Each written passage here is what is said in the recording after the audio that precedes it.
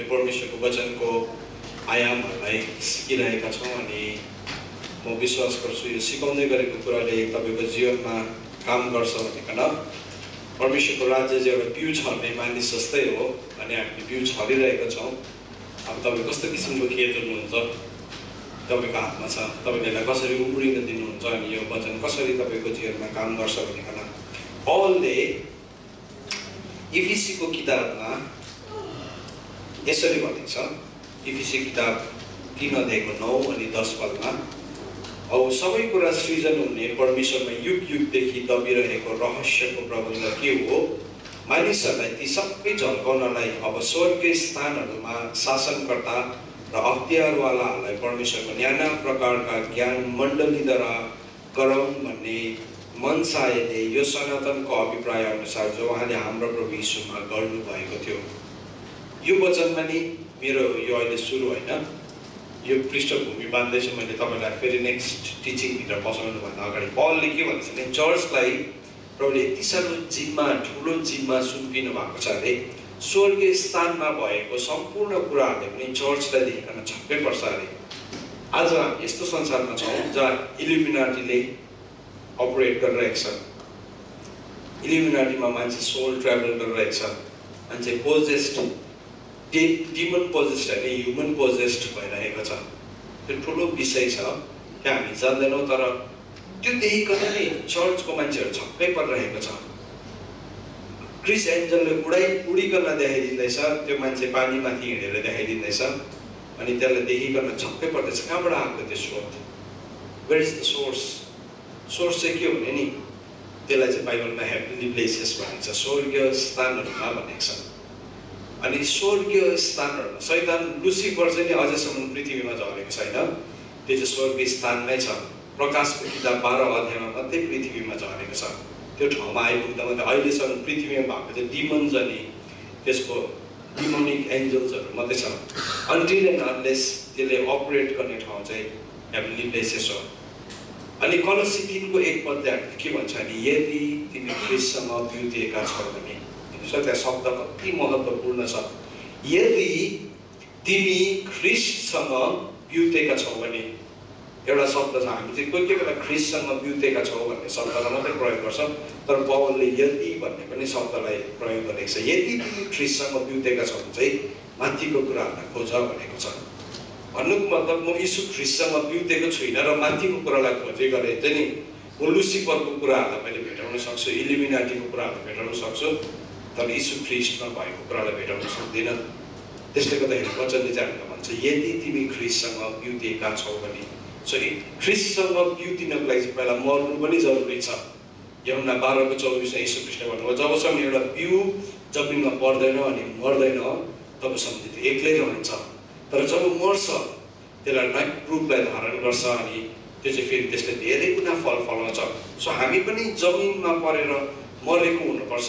If you don't die, यीशु ख्रिस्टले भन्नुभयो यदि कसैले मलाई पछ्याउँछ भने त्यसले आफैलाई इन्कार गरोस्, दिनहुँ आफ्नो क्रुस बोकोस् अनि मेरो पछाडि लागोस्।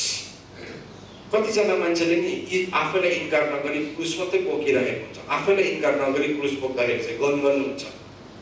हामीलाई अलिकति मिलेन हामी गनगन गर्छौँ, किनभने आफैलाई इन्कार नगरिकन क्रुस बोक्दैछौँ, साह्रो पर्छ। तर जुन दिन हामी आफैलाई इन्कार गर्छौँ नि त्यो दिनदेखि हामीलाई क्रुस बोक्नु केही जस्तो पनि लाग्दैन, गाह्रो हुँदैन होइन। तर हामी बिना गनगन बिना विवाद हामी बोक्न सक्छौँ, किनभने मैले आफैलाई दिनहुँ इन्कार गर्नु सिकिसकेको हुन्छु। अनि दिनहुँ क्रुस बोक्नु भन्ने कुरा चाहिँ एक दिनको कुरा होइन।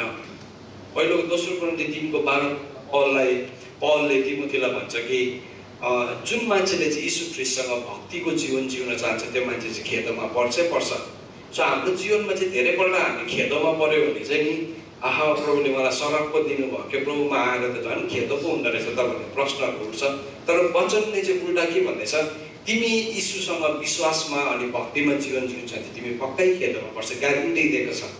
सो खेदमा पर्नु चाहिँ हाम्रो लाइफ खेदमा पर्नु चाहिँ त्यो चाहिँ स्वर्गले प्रमाण एप्रुभ गरेको कुरा। तर खेदमा हामी दुई किसिमले पर्छ। पौलले भनेको छ तिमी चाहिँ एउटा बेहोरा नभएको एउटा दण्ड पाएको मान्छे जस्तै आफ्नै बेहोराको कारणले गर्दाखेरि तिमीले दुःख पाउँछ भने के लाभ भयो त।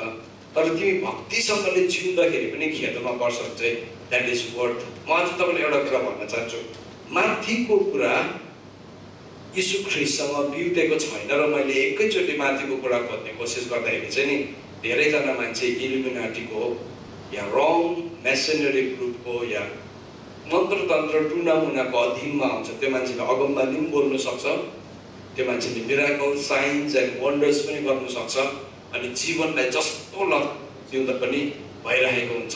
अनि त्यो मान्छे एउटा डिसेप्सनमा पर्छ, अरे मैले यस्तो भत्ताभुङ्गै जीवन जिउँदै गर्दाखेरि पनि म त के पनि हुँदो रहेछ त, अपरेट गर्न सक्दो रहेछ आत्मिक रूपमा। अन्त पौलले भन्यो, यदि तिमी ख्रीष्टसँग बिउतेका छौ भने माथिको कुराहरूलाई खोज। बाइबलको वचन नै हामीले वर्ड बाई वर्ड सुन्न जरुरी छ। दोस्रो कोरिन्थी 5:17 पनि भनेको छ, यदि कोही ख्रीष्टमा छ भने त्यो नयाँ सृष्टि हो। अनि त्यसको बादमा के भनेको छ, पुरानो कुराहरू बितिसके, हेर ती सबै नयाँ भएको छ। इङ्ग्लिसमा बिहोल्ड भनेको छ। बिहोल्ड भनेको चाहिँ राम्रोसँगले हेर्नु, पुरानो कुरा मेरो लाइफमा बितिसकेन।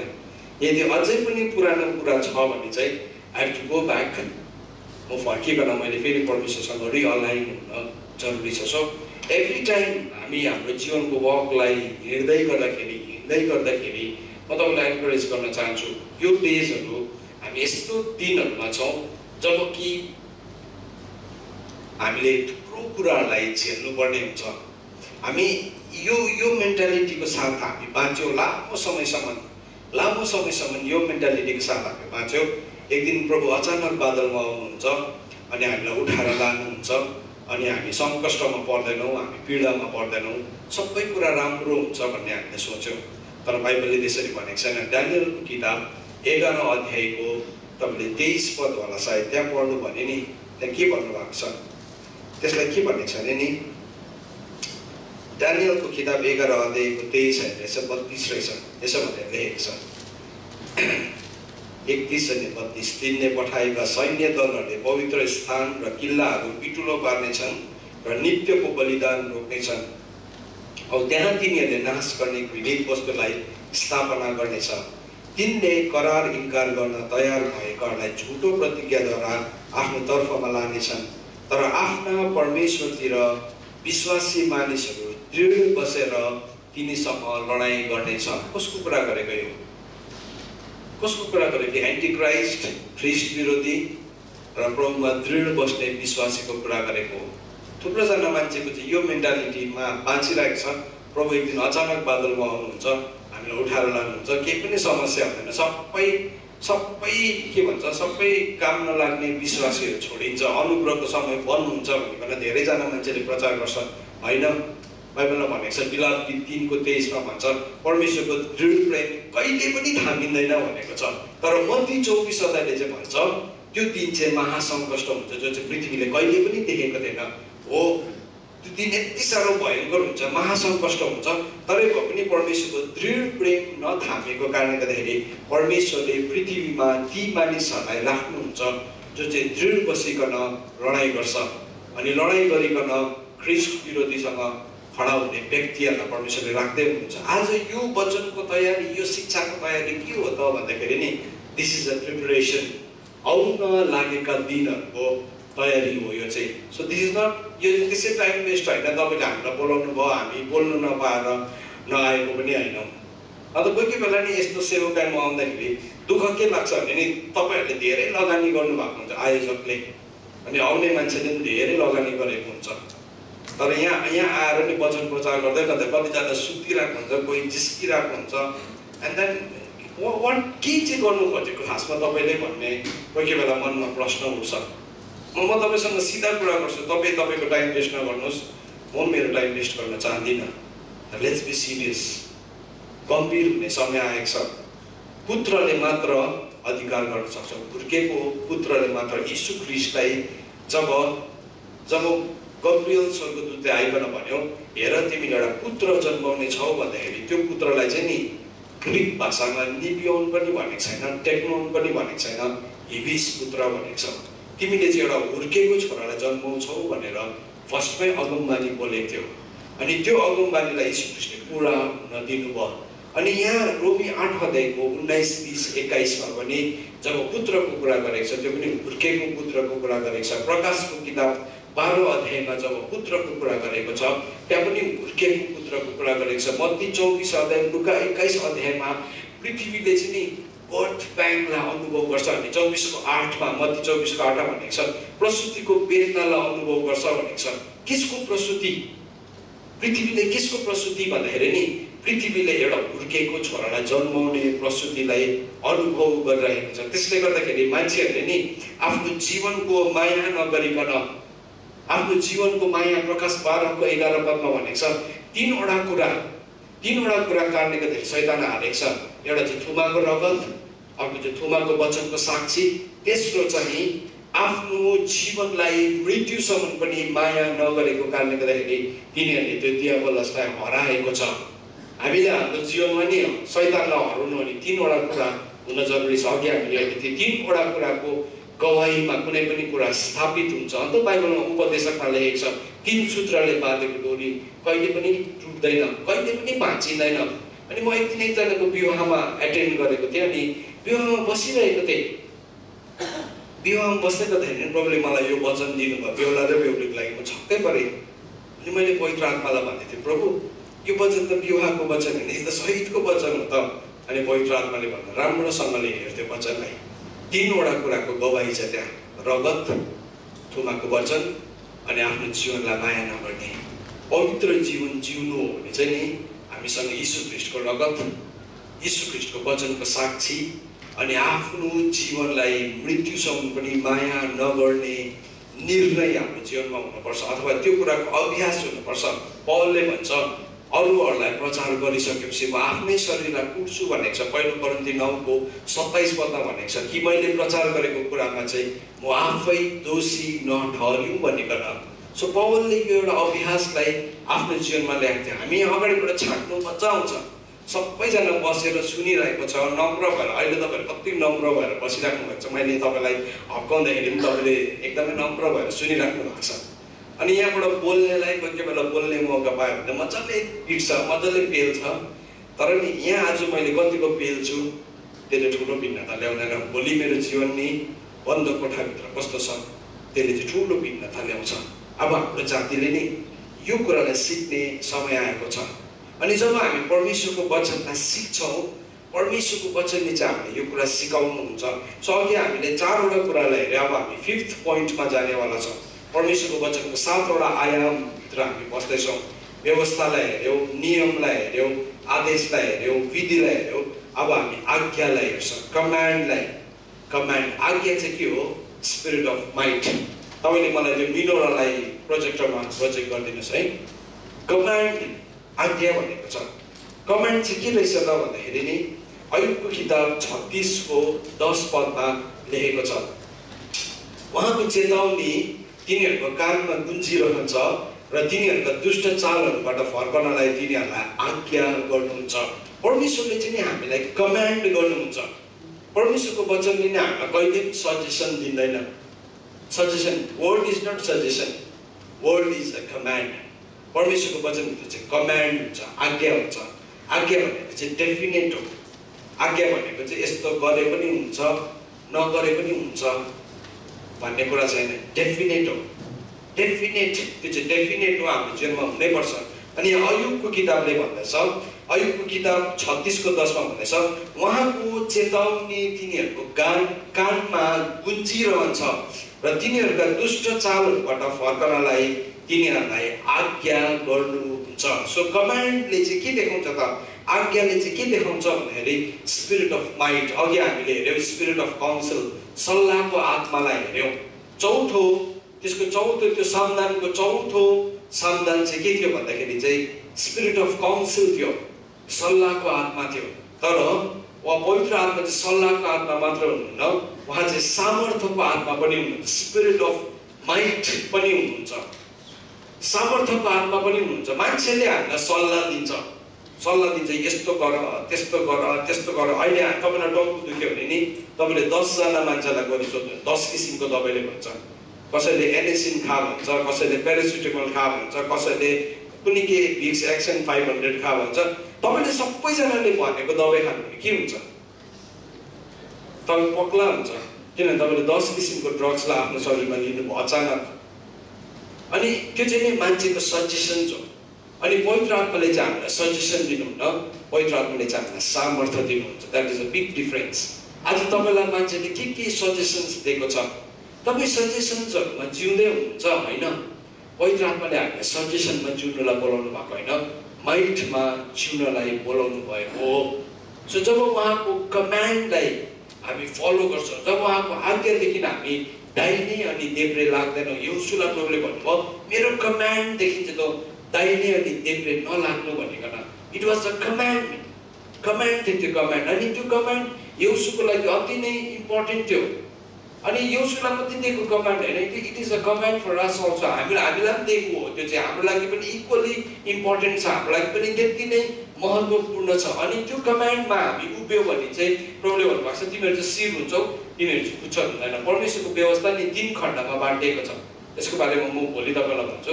व्यवस्था 3वटा कमान्ड, परमेश्वरको वचनलाई पालन गर्ने चाहिँ 3वटा तरिका छ। त्यो 3वटा तरिकालाई प्रभुले यहोशुलाई भन्नुभयो, इजरायललाई भन्नुभएको छ।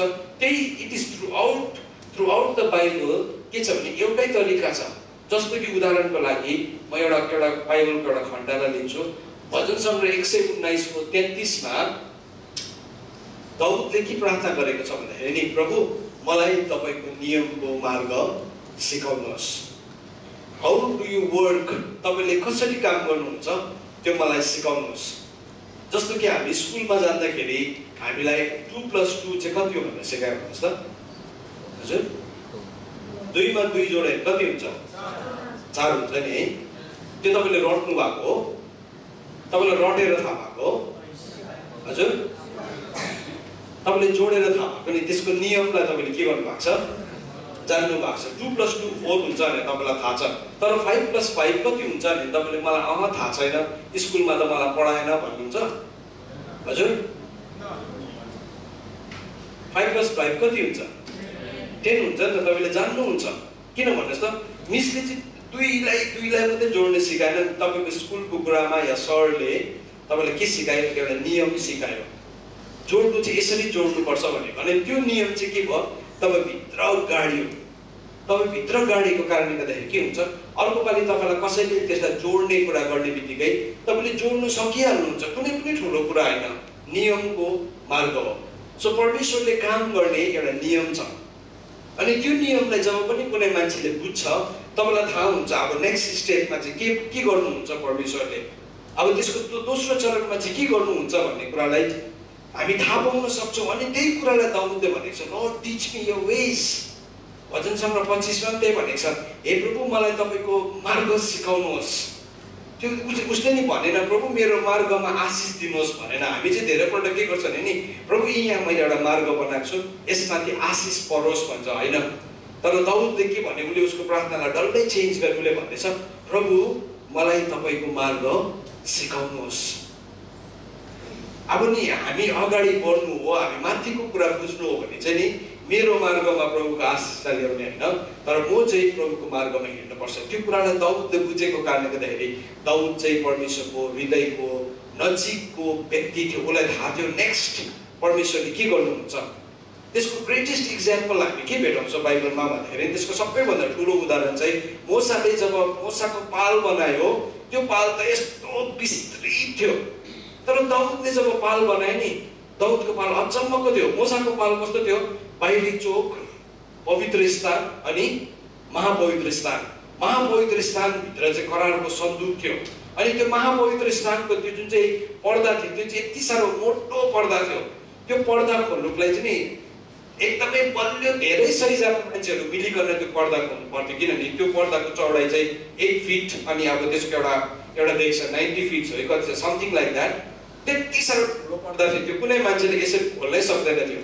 तर दाउदले नि जब त्यो करारको सन्दुक ल्याए नि ओबेदेदोमको घरबाट, अनि जब उसले त्यो पाल उसले त्यो माथि सियोनको डाँडामा राख्यो, बाइबलले के भन्छ, दाउदको पालमा चाहिँ के थियो, जस्ट एउटा पाल थियो अनि करारको सन्दुक थियो। देख्नु सक्थ्यो, मान्छेले सिधै देख्नु सक्थ्यो। कसले चाहिँ दाउदलाई त्यस्तो कुरा गर्ने आँट दियो। त्यो महापवित्र स्थानभित्र कुनै मान्छे बस्ने बित्तिकै मर्थ्यो अपवित्रताको साथमा। तर दाउदले त्यो पाललाई त्यो करारको सन्दुकलाई टिपेर ल्याउँछ अनि उसले फ्यासै एउटा छाना लगाएर एउटा पाल टाँगिकन अलग्गै राखिदियो अनि मान्छेहरूले जसले एउटा कमन मान्छेले पनि देख्न सक्यो। के चाहिँ थियो त भन्दाखेरि चाहिँ त्यो चाहिँ परमेश्वरको नियमको मार्गलाई उसले जानेको थियो, उसले पर्पसलाई बुझेको थियो, परमेश्वरले बोलाउनु भएको त्यो ग्रेटर पर्पसलाई बुझेको थियो अनि त्यो कुरामा दाउद हिँडेको छ। सो यहाँ जब परमेश्वरले मान्छेलाई व्यवस्था दिनुभएको छ, command is the spirit of might, अनि त्यो चाहिँ सामर्थ्यको आत्मा हो। जब हामी परमेश्वरको कमान्डलाई फलो गर्छौँ त्यसले चाहिँ हाम्रो जीवनमा सामर्थ्यलाई बोल्छ। परमेश्वरले हामीलाई सल्लाह मात्रै दिनुहुन्न, कुनै कुरा गर्ने सामर्थ्य पनि दिनुहुन्छ। तपाईँ कतिजना आज यो ठाउँमा नि सल्लाह छ, तपाईँकोमा आइडिया छ, यहाँ ब्रेन तपाईँको यत्रो ठुलो छ, तर त्यसलाई एक्जिक्युट गर्ने तपाईँकोमा पावर नै छैन। हाम्रोमा कोही कोही बेला बुद्धि हुन्छ, पढाइ हुन्छ, ज्ञान, कतिजनामा त्यति साह्रो ज्ञानी ब्रिलियन्ट हुन्छ, तर भए पनि उसकोमा गर्ने सामर्थ्य हुँदैन। किनभने सामर्थ्य चाहिँ मान्छेले दिने कुरा होइन, सामर्थ्य चाहिँ पवित्र आत्मा हुनुहुन्छ। सो त्यसले गर्दाखेरि जब हामीले प्रभुबाट केही सल्लाह पाउँछौँ त्यति बेला हामीले यो जान्नुपर्छ, प्रभु यो सल्लाहको सामर्थ्य चाहिँ के हो, वाट इज यर कमान्ड, तपाईँको वचनले चाहिँ के भन्छ त यो सल्लाहलाई लिइकन। किनभने प्रभुले भन्नुभएको छ मेरो उद्देश्य चाहिँ ठहर छ भन्नुभएको छ, my purpose stands for ever भनेको छ। परमेश्वरको उद्देश्य चाहिँ सधैँ नै ठहर छ अनि परमेश्वरको उद्देश्य चाहिँ यति साह्रो ठुलो छ, परमेश्वरको उद्देश्य चाहिँ अनन्ततासँग जोडिएको छ। हाम्रो उद्देश्य चाहिँ सीमित हुन्छ। कतिजना मान्छेहरूले ठुल्ठुलो मल्टिनेसनल कम्पनीजहरू खोल्छ अनि ओभरनाइट त्यो डुब्छ, ओभरनाइट डुब्छ। त्यो मान्छेले कहाँको माथि कति सय तलामा बस्ने मान्छे चाहिँ नि तल जमिनमा रातोरात पुग्छ, किनभने संसारको हिसाबले त्यो मान्छे भयङ्कर थियो, तर ओभरनाइट त्यो मान्छे गरिब हुन्छ। संसारको धनी मान्छेहरूको मैले पढ्दै थिएँ अस्ति, विजय माल्या इन्डियाको किङफिसर एयरलाइन्सको मालिक, त्यो मान्छेको नि कम्पनी डुब्यो। त्यो मान्छेको मुख धुने बेसिन सुनको रहेछ। सुन हाम्रो जुन चाहिँ वास बेसिन, मुख धुने बेसिन छ, हाम्रो त सुनको हुँदैन, सेरामिकको हुन्छ या स्टिलको हुन्छ। त्यो मान्छेको चाहिँ सुनको रहेछ। ब्याङ्कले नि उसको त्यो सुनको त्यो बेसिनमा मुख धुँदै गर्दाखेरि होला कस्तो मजा आउँथ्यो होला, बिहानै उठेर यस्तो सुन देख्दाखेरि एकैछिनमा लगिदियो। त्यो लाँदै गर्दाखेरि नि उसकोमा सामर्थ्य थिएन त्यसलाई रोक्ने। अब अझै उसको नि जस्तै स्विस ब्याङ्कले इन्डियाको धेरै हजार करोड खान्छ त्यो मान्छेले, अनि के भन्छ स्विस ब्याङ्कले उसको 3टै एकाउन्टलाई के गर्यो, ह्याक त होइन, अब त्यसको डिटेल इन्डियन गभर्मेन्टलाई दिँदैछ। किन दिएको भन्दाखेरि नि किनभने संसारको सामर्थ्य चाहिँ नि लिमिटेड छ। संसारको धन चाहिँ नि किराले खान्छ, चोर लाग्छ, त्यो किरा अनि खिया लाग्छ।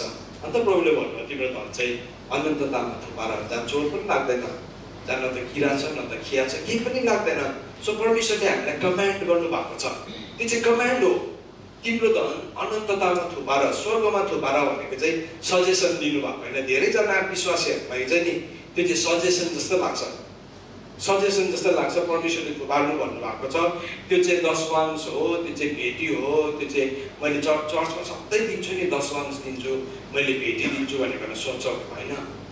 हामीले जुन हिसाबले दशवांश दिँदैछौँ, हामीले जुन हिसाबले भेटी दिँदैछौँ नि, त्यसको तरिका त व्यवस्थामा राम्रोसँगले बुझाएको छ। दशवांश चार ठाउँमा जान्थ्यो। दशवांश लगेर उनीहरू सिलोमा जानु पर्थ्यो। सिलो भनेको चाहिँ परमेश्वरले नियुक्त गर्नुभएको ठाउँ थियो।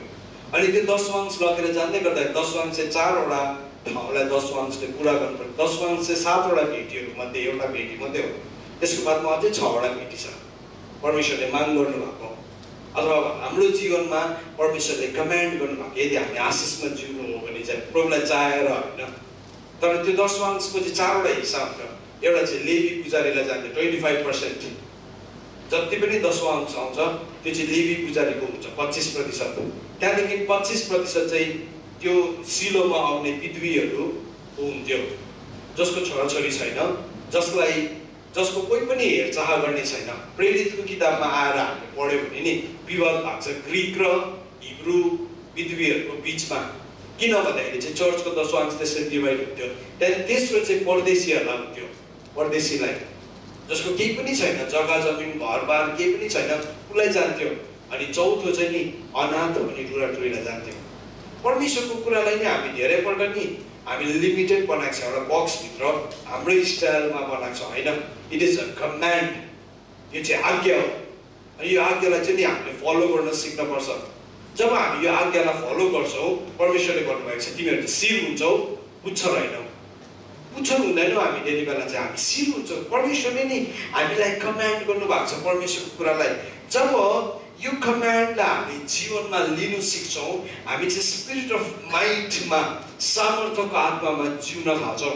हाम्रो जीवनबाट चाहिँ सामर्थ्यको काम देख्छ। परमेश्वरको वचनले भन्छ परमेश्वरको राज्य चाहिँ कुरामा छैन तर शक्तिमा छ। हामी ठुल्ठुलो कुरा त अहिले एउटा पिएचडी गरेको एउटा संसारको एउटा प्रोफेसरलाई एउटा डक्टरेट गरेको मान्छेलाई ल्यायो भने उसले भन्नु सक्छ ठुल्ठुलो कुराहरू। इनफ्याक्ट कतिवटा बाइबल कलेजमा त पढाउने लेक्चरर्सहरू पनि विश्वासी पनि छैन। उनीहरू त संसारको डरलाग्दो के भन्नु डरलाग्दो कलेजको लेक्चररहरूले आएर बाइबल पढिरहेको छ। तपाईँले इङ्ग्लिसमा पिएचडी गर्नुभयो भने, इङ्ग्लिस ल्याङ्ग्वेजमा पिएचडी गर्नुभयो भने डल्लै बाइबल पढाउँछ। इङ्ग्लिस भाषामा तपाईँले पिएचडी गर्नु भने चाहिँ डल्लै बाइबल पढाउँछ। किनभने इङ्ग्लिसको एङ्ग्लो सेक्सन भन्छ एउटा हिस्सालाई, जो चाहिँ बाइबलदेखि सुरु भएको, मैले पढेको त्यो चाहिँ बाइबलदेखि सुरु भएको। अनि त्यो हिसाबलाई नि उसले आएर डल्लै बाइबल पढाइन्छ कि त्यसको मतलब चाहिँ त्यो मान्छे प्रभुलाई विश्वास गर्ने हो होइन। ऊ चाहिँ सब्जेक्ट मात्रै पढाएको। तर जब हामी परमेश्वरको कमान्डलाई फलो गर्छौँ, त्यो कमान्डले चाहिँ हाम्रो लाइफमा नि नयाँ सामर्थ्य ल्याउँछ। जब हामी परमेश्वरको आज्ञालाई मान्छौँ, त्यसले चाहिँ हाम्रो जीवनमा सामर्थ्य ल्याउँछ। भजन सङ्ग्रह 119को 158मा के भनेर लेखेको छ हामी पढ्नु त। भजन सङ्ग्रह 119को 158, तपाईँले खोल्नुहोस् मसँग।